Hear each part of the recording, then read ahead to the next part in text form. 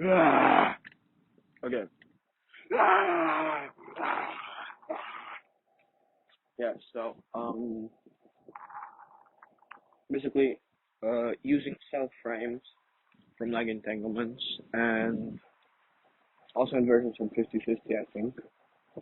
Like not inversions, but I mean yeah, inversions inside spin from 50-50 when the opponent's standing up, I mean.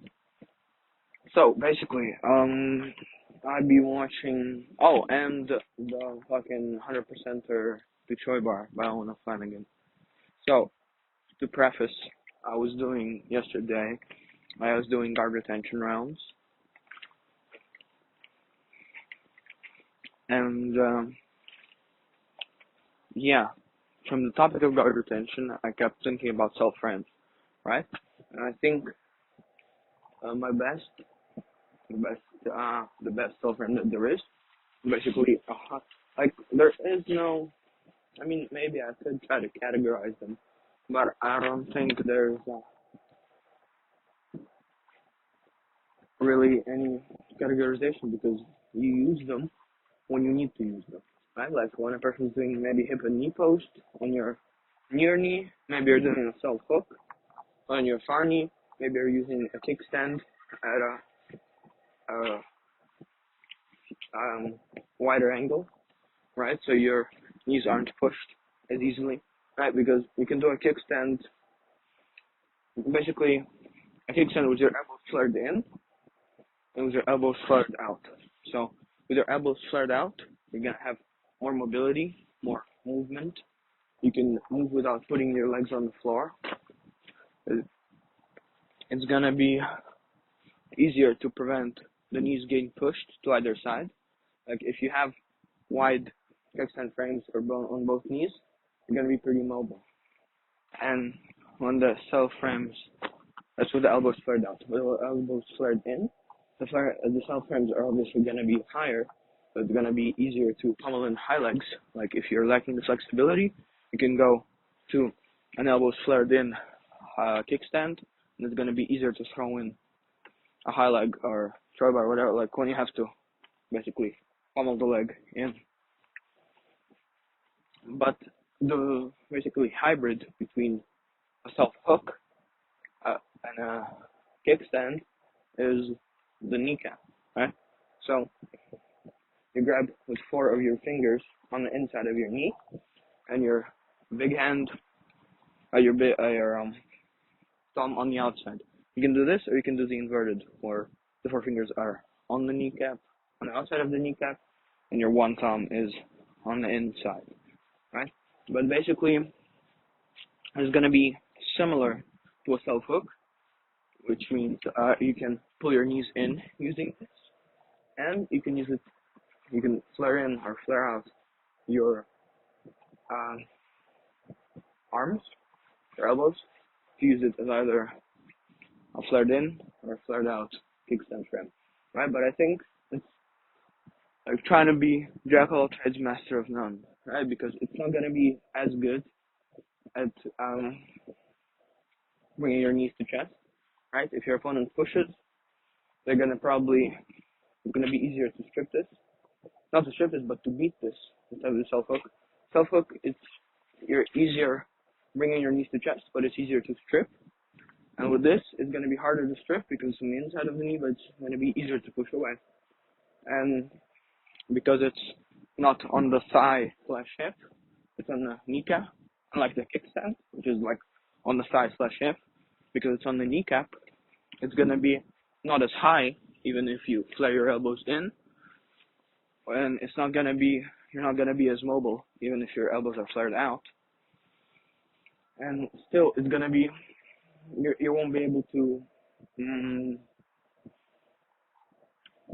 won't be able to take as much pressure when opponents hip and knee posting, right?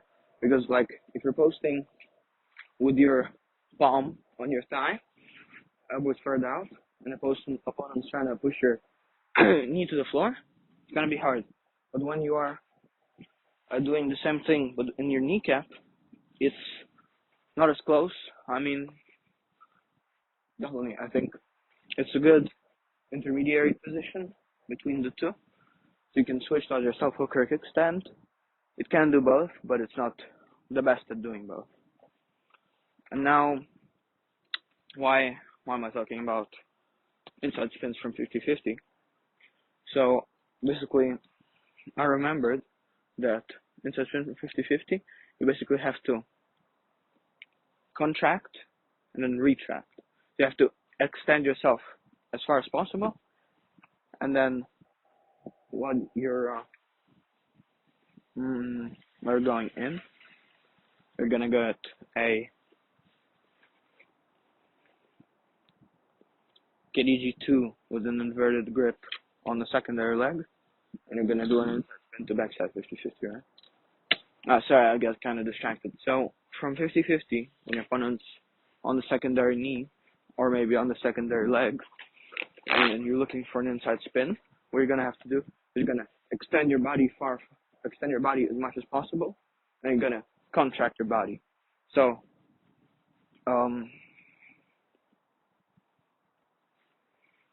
yeah, fuck, I keep getting distracted. There's people walking everywhere. What you're gonna want to do is you're gonna want to extend yourself as far as possible. Then, once you're getting into that concave position, you're gonna get a KDG2 grip on the secondary leg with an inverted KDG2, and you're gonna facilitate the inside spin to backside 50-50, right? So, I'm gonna kind of describe it more. So, imagine you're on your opponent's right leg in 50-50. So your outside leg is going to be your left leg, your inside leg is going to be your right leg, your right hand will be digging for the heel, and your left hand is the one that's going to be doing the inside KDG, right? So imagine now you're on the secondary leg. You're playing De La Riva. So De La Riva, KDG3 would be across the knee, KDG2 would be inside the knee, KDG1 would be inside the knee cross hand, KDG4 would be outside the knee cross hand, right? So an inverted KDG2 on the secondary leg would be your left hand. Now you're back to the right leg of your opponent. Your left hand, you would twist it so you can see your knuckles, and you're gonna cup the inside of your opponent's secondary leg. So it's like a KDG2, but inverted, right? Because you flipped your wrist. And that's gonna help you kind of prevent getting smashed, because it's like a cross leg frame, but an opponent's knee, so they can drop down and smash you. Plus, you're gonna have help yourself pushing and facilitating that inside spin. And you can't do that just with the inverted KG2 grip, but it's gonna be much more powerful and much quicker if you extend as far as possible. Except, of course, don't expose your heel, and then get into the concave shape, KDG2, spin yourself in, because the movement you create by extending and then contracting into the concave shape is going to help you spin much farther. And so, now you're thinking, why the fuck, how's this related to self-frame, right? And self-frames, basically I was watching Rafa Mendes's Framing the Guard. Basically the trailers though, right? And also Robert Deagle's on his YouTube channel, something like K-Guard technique I stole from Mikey Musumeci. So no, it was the wrestling one, like the one before that, I'm pretty sure, where it's like something wrestling into leg locks and outside hooks. So basically what he does is, when he's in single leg X, to throw in a reap, basically side tangent, reaps, and how not to lose the knee line with this. Alright. Same thing, Josh Saunders, this one, fucking big Australian guy, who fucking slams some hobbyists. I mean, it's crazy. He's hilarious, he's mentally strong, and he's not just a meathead, like, he's very knowledgeable on technique. I don't know how. He did this in like 3 years, 2 years, however long. It's crazy, like, he's like the Australian Nicky Rod, but like better, because he knows much more. He goes, I smash. Like, he's good, but like, I think Josh Saunders beats him. Could be, nah, he probably doesn't beat him though. But I think he's bigger, so it's crazy. But him and Degel, I don't fucking know, were basically both saying that when you reap, and I did figure it out on my own as well. I think the fucking guy in the gym told me that when you are reaping, you want to extend your legs, right? So if you reap and contract your legs, it's going to be much easier, like bring your knees to chest. It's going to be much easier for the opponent to flip the knee and ultimately and escape. But when you are doing the same thing, and of course don't be on your back, be really like on your side. Like if you're reaping to the left, be on your left. If you're reaping to the right, be on your right. Like on your right hip, right side. Left hip, left side, right? Never be flat on your back. Like, this is the rule that the more techniques, the more guards, like basically everything that is guard related, you don't want to be flat on your back, right? Any guard you're playing, you want to be concave, like a rocking chair. You want to be keeping knees to chest. You want to be on your side. You never want to be flat on your back, right? Something I've noticed. But yeah, when you are extending your legs, it's going to be much harder to flip the knee line.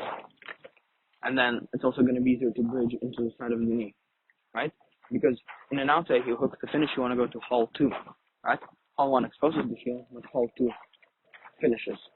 So it is a different finishing mechanics from outside Ashi and from inside Ashi, right? From the ring. Basically, from outside Ashi, if you have the heel, you're going to want to bend the opponent's leg, get your hips as close as possible, and then controlling the heel, merging into the side of the knee, bringing the opponent's knee into Hall 2, and ripping the heel, right? Because Hall 2, like the relation of the hip and heel line, right? So by moving the heel and moving the knee, it's definitely going to be in Hall 2, right? But from inside Ashi, you can't really, like, you can, with your legs extended, kind of point to the outside, but you're never gonna get to Hall 2 in inside Ashi, right? So just like within a Yoki lock, when you're finishing from outside Ashi or from butterfly Ashi, you want, like, for an Aoki lock, you want to put into Hall 1, right? But when you're in outside Ashi, you can't put them in Hall 1. So what you do is by getting the knee and the hip to the floor and pinning them, and then twisting the heel, just the heel, which would be wrong for a heel hook because you can do it better. But if the knee has nowhere to go and the hip has nowhere to go, if they're both pinned, and the heel goes clockwise, it is going to be Hall 1, right? Because the hip and heel line relation, the knee is going to be inside the hip and heel line. So, yeah.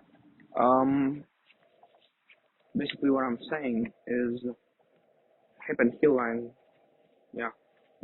Fuck, people keep looking at me, I don't fucking know. I'm schizophrenic there.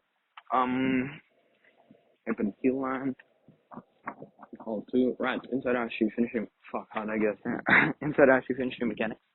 So, because you can't get to Hall 2, you're just gonna have to twist the heel past the hip so that the knee is outside, you see? So, by extending your legs and bridging into the side of the knee and ripping the heel, you are gonna get the Hall 2. Right, but that's not the point. That's not what I want to discuss. What he did, the deal, to let's go from single leg X to help throwing in the reap. He did a kickstand frame on his thigh on the outside. So basically, like single leg X, and one arm of yours is free, and one is presumably has an ankle lock grip or something. So he did on the same side as the ankle lock grip. So on the side of the leg that the single leg X is on, or the Irimi Ashi is on, he self-framed and helped throw in the reap. But what I'm thinking is, for me, whenever I get into a leg entanglement and the opponent's standing, I just peel the outside leg off, right? Because, like I said, cross Ashi, it's going to be pretty easy to get the knockdown or an inside spin. Same thing was 50-50. You're pretty liable going to be able to do an inside spin. But with outside Ashi, butterfly Ashi, and single leg X, like the reap itself, it knocks the person down, right? So there's not much to discuss there. But for all the other straight arches, what I think you want to be doing is, if you're not collecting the second ankle with your second, so you're gonna have a primary hand and a secondary hand. The primary is on the side that you're capturing the leg, right? And the secondary arm, basically free. Right? Doesn't really do much. Like, it can be framing the upper body, or it can be fishing for the second ankle. But against a good opponent, it's probably not gonna give you the second ankle. And yeah, framing the upper body is a good idea. But what I'm thinking is, with the secondary hand, you can do a kickstand frame, basically on your ass, right? Or like on your ass / hamstring, back of the hamstring. So when you are, so let's say butterfly Ashi, for example, right? Butterfly Ashi, you want, okay, let's go back to Irimi Ashi, like single leg X. You want your hips to be up. If you just have the Irimi Ashi, but your hips are down, you're fucked. Okay. So how does this do? Your hips are up because your legs are connected to them. So so imagine you're on your opponent's left leg. So your left leg is between their legs, pinching in. Your left knee is in hole 1, right? Your left ankle is scooping their right butt cheek, and it's basically dorsiflexion on the right butt cheek, and your right heel is touching your left knee, right? And Irimi Ashi is the opponent standing. So your right hand would be the ankle on grip, or just like a shotgun grip, like controlling the calf. And how are you keeping your hips up? Let's think about this. If your left leg was out of the equation, could you keep your hips up? Yes. If your right leg was out of the equation, could you keep your hips up? No. So as we can see, because your heel is across their hip, almost across their just right, almost across their hip, pinching with your left leg, your left knee, that's what keeps keeping you up. Right? So if the opponent strips your right leg, you're gonna fall. Your hips are gonna fall. You're gonna try to either pick it up, put it back on, go to the next guard where you can keep your hips down, or switch to butterfly, right? But if you were self-framing on your left ass cheek with your left hand, which isn't doing anything, like if the opponent is keeping their secondary leg adequately far away, so you can't just grab it and defeat them. Because of course, if you can hold both their legs, you're gonna get the sweep or the reversal, the wrestle up, whatever you want to call it.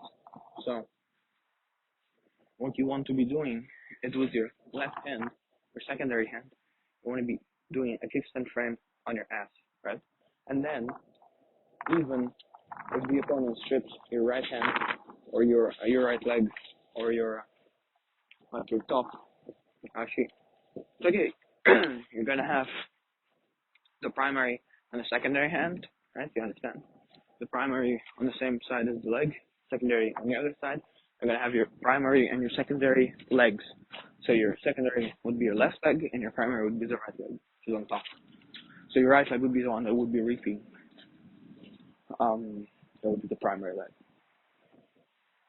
So if you are with your secondary arm framing on your left butt cheek or your right, doesn't matter. Like, it depends on what side you're on, but on your left, on your same side butt cheek, if you're framing with your secondary hand on your same side butt cheek, you're gonna be able to keep your hips up, right? Like the Biroska stretch, right? When you are keeping your hips up, legs straight, and both of your hands on your ass, like a kickstand frames, right? So think about it, man.